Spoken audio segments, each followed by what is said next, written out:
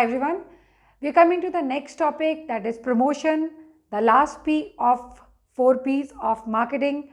Otherwise, the fourth decision or fourth item is physical distribution, that's given in the book, but usually explanation of promotion comes at last, so we are going to do accordingly.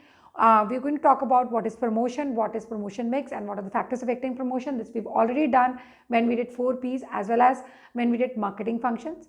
Now, promotion is the idea, or it refers to idea of informing the customer about the potential customer or the other customers about the product, as well as persuading them to buy it. That is, attracting them, luring them to buy it. We use different types of promotional tools like advertising, personal selling, sales promotion, publicity, public relation. So the way we try to reach the customers, the way we try to attract the customers and lure them and tell them about the product which we are manufacturing and literally persuade them to buy it is what is all promotion about. So let's start with promotion. Promotion refers to the use of communication with the twin objectives of, first, informing potential customers about a product, and second, persuading them to buy it. Next comes promotion mix. It refers to the combination of promotional tools used by an organization to achieve its communication objectives. Various tools of communication are used by marketers to inform and persuade. So we inform the consumers or the customers and we persuade them about the firm's products. These include advertising, personal selling, sales promotion, publicity, and the factors affecting promotion are, or promotion mix are, nature of market, what kind of market are you approaching, nature of product, what kind of product are you wanting to sell, whether it's a consumer product or industrial product. Then promotion of budget, what kind of budget you have, not promotion of budget, promotion budget. Say what is the budget you have, how much money do you want to spend, you want to take up advertising, you want to take up sales promotion, what is your budget exactly. And objectives of promotion, what do you have as criteria, do you want to increase sales or you want to just launch your product. That is a criteria when we talk about the objectives of promotion. The first and foremost tool we are going to talk about is advertising. Now, what is advertising? Again, you must have heard so many jingles and you must have seen so many advertisements on the TV. You know it very well that it's a paid form. The sponsor, the person who is the seller of the product, he becomes the sponsor of the product. He pays for it. He's not there present himself, but he tries to persuade people, lure people, attract people by talking about his product through the various medium. Now, that medium could be advertising on the television. It can be, now you can have pop-ups on the internet also, you have print media also, you have newspapers also. So many mediums are, or modes are there. Let's start. Advertising is an impersonal form of communication. Why? Because the sponsor is not there. He uses via media, which is paid for the marketeers, that is sponsors, to promote some goods or services. Most commonly used tool of promotion, most common modes of advertising are newspapers, magazines, radio, TV. You have FM radio and you have various ads coming in between. Even YouTube has so many ads. The features are, first, it's paid form. Sponsor bears the cost, of course, so it is paid form. Second, impersonality. He's not there to interact with you face to face. He just shows his product through a various mode. So no direct face to face contact between the prospect and advertiser. Identified sponsor, it can be an individual or the company who tries to promote the product for the people. Next, we come to the merits of advertising. Now, when we talk about merits of advertising, the first merit is mass reach. We know it very clear. Anything which goes into the newspaper, it goes into the people watch a lot of YouTube, so you know it that the moment there's a particular kind of show which you watch, the advertisement comes, the sponsors advertise their product. So mass reach is there. A lot of people are reached out, like for example, advertisement in National Daily, a newspaper. Enhancing customer satisfaction. The moment people come to know that advertisement is there for a particular product, it gives them assurance that yes, the product quality is good, because nobody would take the risk of advertising their product on a national plethora and not getting worried about the quality of the product. Or moreover, the customer feels satisfied using that product. So that's why there's a lot of customer satisfaction. Expressiveness.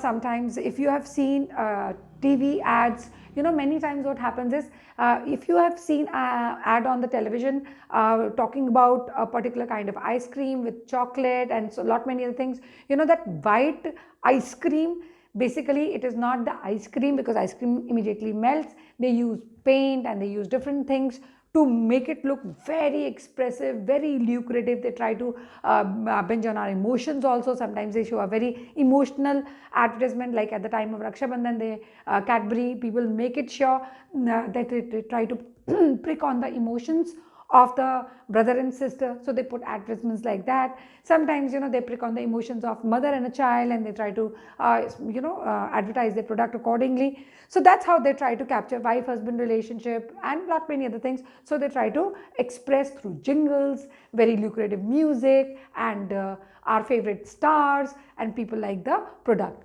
So its expressiveness means simple product looks attractive with designs, graphics they use, and that's how they try to reach the market.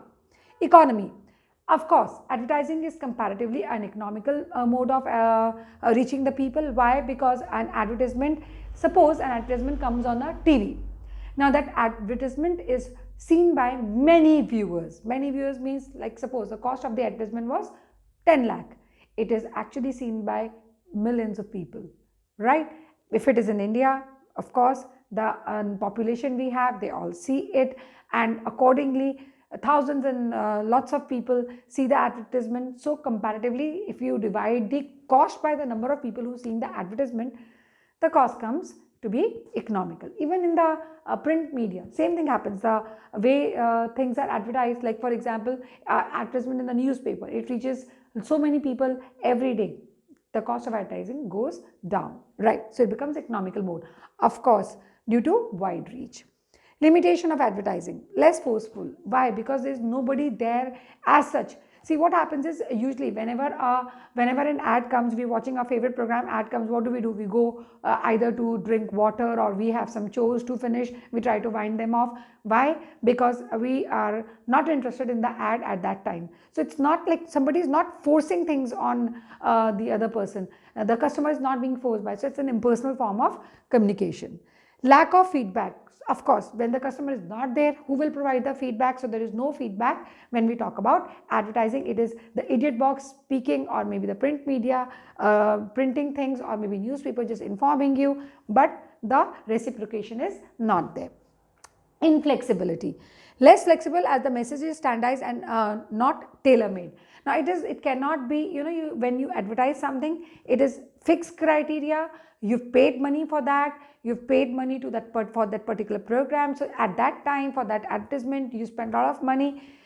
You cannot change the advertisement. Whatever is there, the complete information you would give. So there is lesser flexibility. Where we're making this comparison with? We're making this comparison with the personal selling. So when a person personally sells the product, a salesperson sells the product to you, he is there to personally contact you, take your feedback, ask you your queries and doubts, and answer them back. So that kind of flexibility is not there.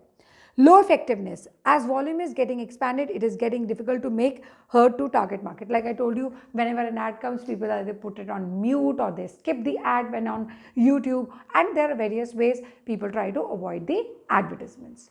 So that's all about advertising. Right. Next we come to is objections to advertising. What exactly do we mean by objections to advertising, and what are we going to discuss about it? See, there are 2 points of view for everything. There are people who criticize that advertising is not good, it adds to the cost, and it is confuses the buyer, it promotes sale of inferior goods, and it is bad in taste. And there are people who say, no, all this is incorrect, because advertising helps in increasing demand, it helps in increasing sales, and generates employment, informs customer about the product, and it reduces the cost per unit when you sell it accordingly. Since the production happens on mass scale, so the cost of production goes down. Today we are going to do the same thing. We are going to discuss every topic, and this question comes as a 6 marks question in the board.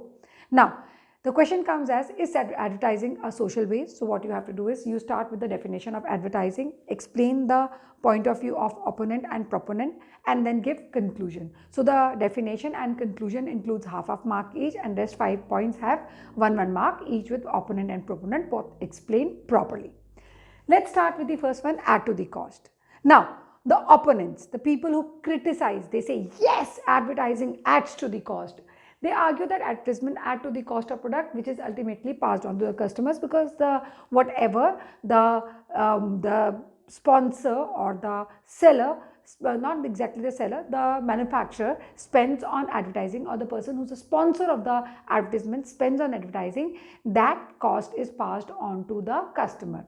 So if you see any ad having Aishwarya Rai or having any big, these celebrities, it's always an expensive advertisement, undoubtedly. Now, when opponent said that, proponent said that, okay, agreed. You are talking about that it adds to the cost, maybe.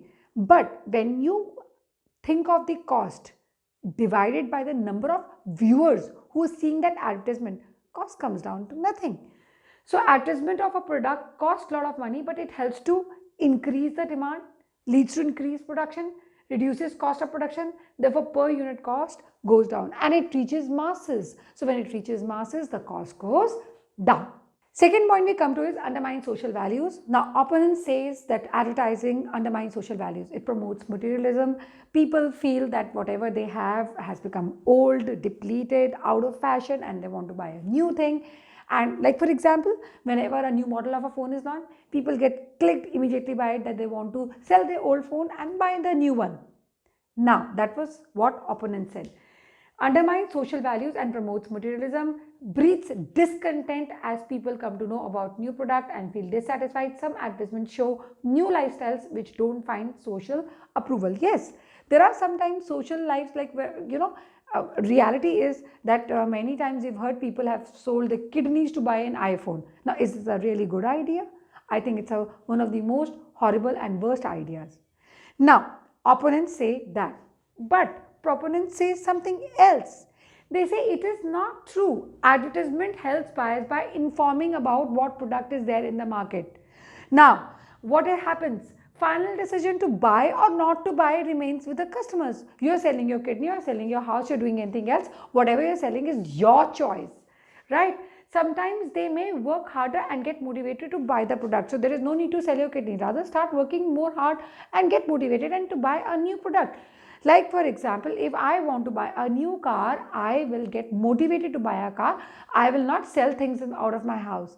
So advertisements are there. I like, I have mentioned many times, I like this car, Mahindra's Thar, and it's one of my favorite and I'd love to buy it. The day I'll buy it, I'll mention it in my video. But yes, I would like to get motivated, work hard and buy it. So that is what advertisement does. So it doesn't basically undermine social values. It's just the point of view. Many times we say, yes, women are discontent, they buy new clothes, discard the old ones, but then they new style may find social approval, may not find social approval. So the reality is that they say that the opponents say that it promotes materialism, and there are people who say we're going to work hard and buy the thing. That is our choice. We're making the decision to buy the product as a customer. So the proponent's point of view gives us this message. Next comes is confuses the buyer. Now, advertising confuses the buyer. Why? Because there are a lot many advertisements coming, and then they are all claiming to be the best ones. Like if you talk about the television, there are a variety of televisions in the market and all claim that they are the best ones. And within the same brand, even in Samsung, a variety of TVs are there, and every model turns out to be the best one.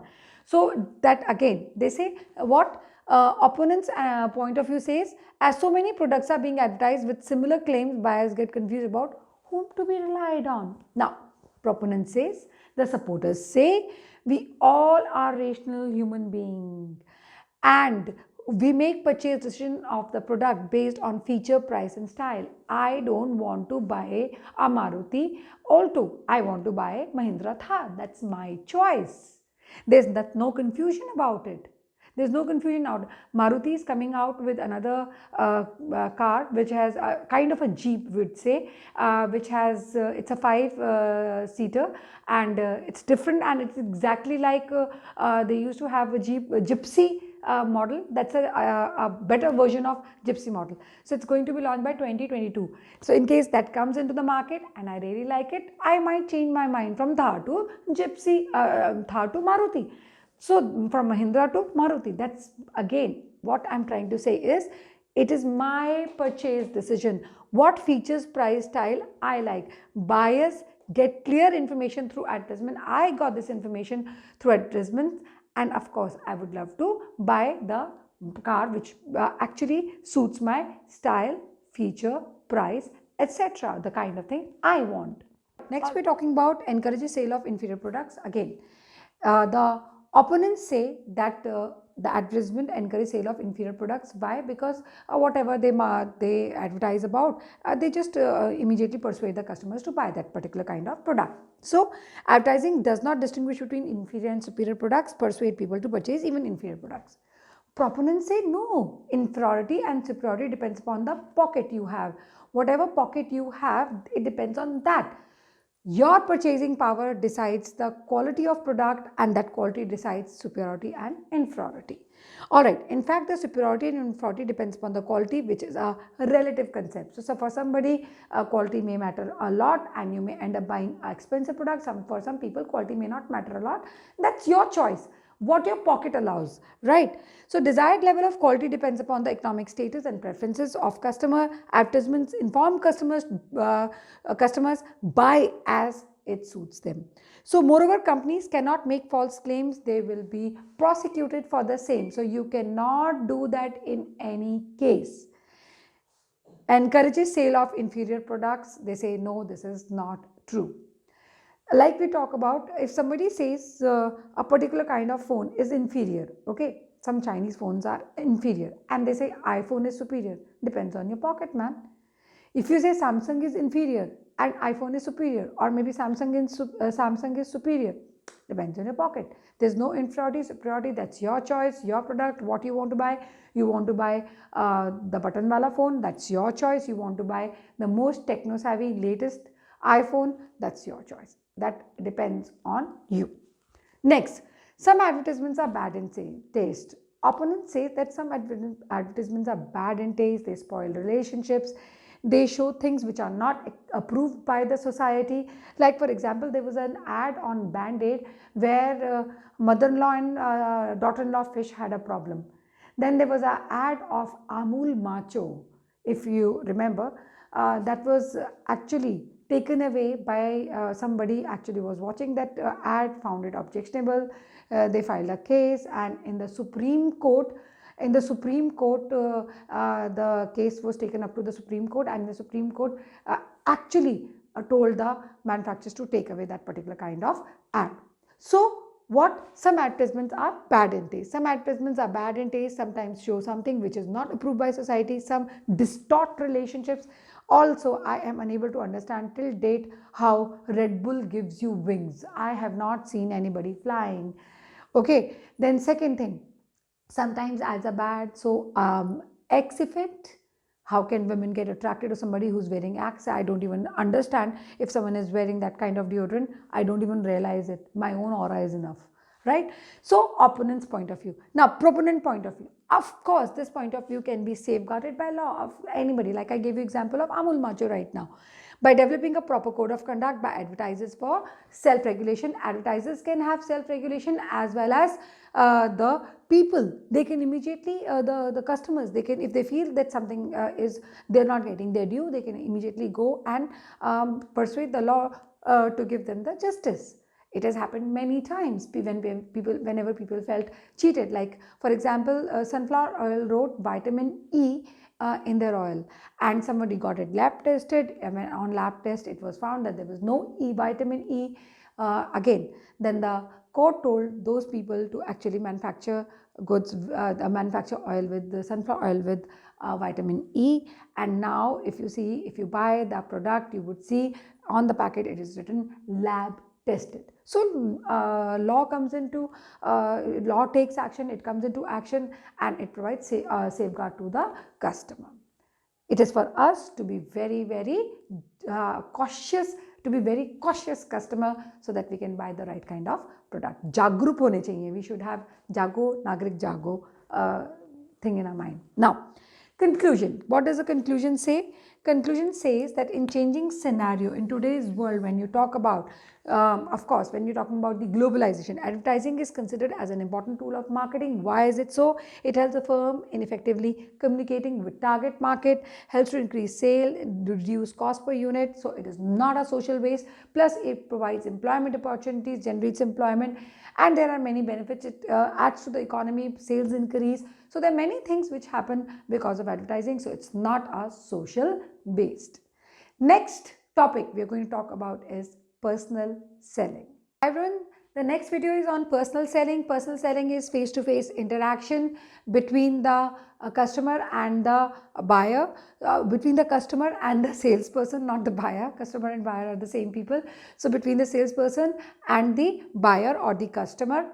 It's an oral presentation of any idea. Company appoints salesperson, they actually effect the sales. And Patricia Fripp says that you don't close a sale. Personal selling is not only closing the sale.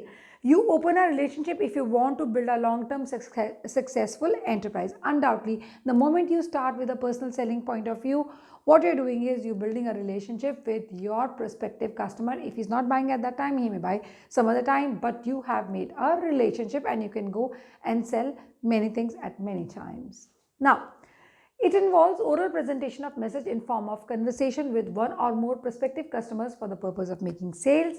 It is a personal form of communication, face to face. Companies appoint salespersons to contact prospective buyers to create awareness about the product, develop the product preferences with the aim of making sales. So there are people, the salesperson, what exactly they do, they create awareness, okay, about the product and develop the product preferences, and the aim is to make sales. So these are the three things which they keep in mind while talking about personal selling.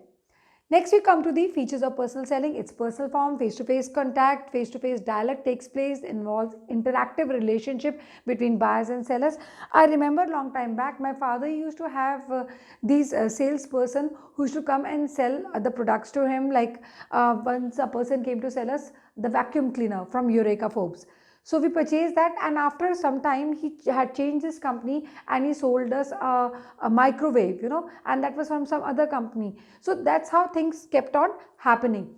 People, they may change company, but once they create a relationship, they may come and sell the product of that particular company. And once you trust them, they build a trust with you, they create a relationship with you, you end up buying the product with those people.